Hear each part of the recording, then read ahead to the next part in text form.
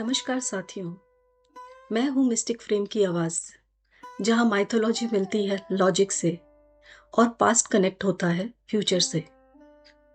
तो चलो आज हम बात करते हैं साइंस की सबसे अनदेखी थ्योरी कर्मा पर। कभी नोटिस किया है कि सबसे ज़्यादा खुश वही लोग दिखते हैं जो सबसे ज़्यादा गलत करते हैं, लेकिन असल खेल तो दिखाई देने वाली लाइफ में नहीं बल्कि अंदर चल रही अनसीन फिजिक्स में होता है। कर्मा कोई पौराणिक डर नहीं, यह एक यूनिवर्सल इकोसिस्टम है। जैसे आप हवा में चिल्लाओ तो आवाज वापस लौटती है, वैसे ही जो आप दुनिया को भेजते हो वही आप तक वापस आ जाता है, सिर्फ टाइमिंग अलग होती है। अब इस जनरेशन को लॉजिक चाहिए, चलो लॉजिक से समझते हैं। साइंस का नियम है, every action has an equal and opposite reaction. भौतिकी कहती है कोई भी एक्शन बिना रिएक्शन के नहीं बनता, यही कर्म का वैज्ञानिक नाम है। साइकोलॉजी कहती है गिल्ट रीवायर्स द ब्रेन। जो गलत करता है बाहर से चाहे मुस्कुराता रहे, अंदर उसका दिमाग स्ट्रेस केमिकल से जलता रहता है।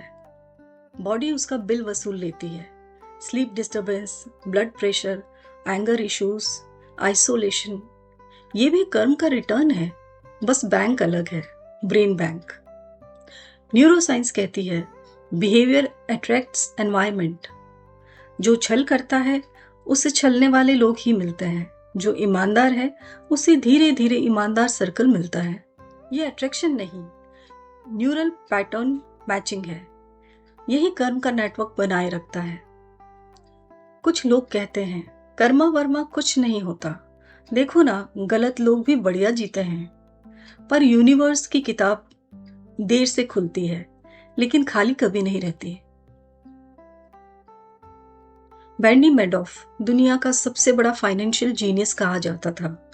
लोग उसकी तरफ वैसे खींचते थे जैसे कीड़े रोशनी की तरफ, लेकिन सच अंदर पूरा धोखा था।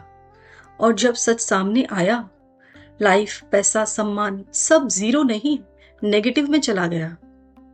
हर्षद मेहता स्टॉक मार्केट का बिग बुल, चमक इतनी थी कि पूरी मुंबई अंधेरी लगती थी, लेकिन धोखे की नींव पर खड़ी इमारत का एक ही अंत होता है, रहना।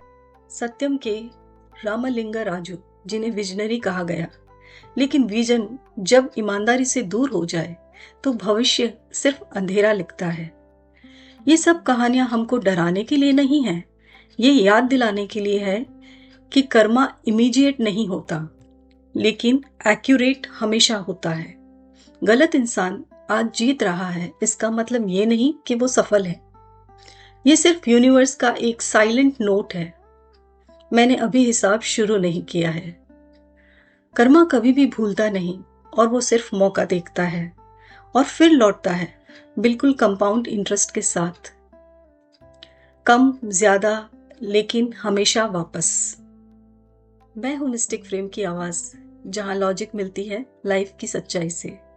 अगर आप भी मानते हैं कि यूनिवर्स का हिसाब कभी खाली नहीं जाता, तो इस वीडियो को लाइक, शेयर और सब्सक्राइब जरूर करें।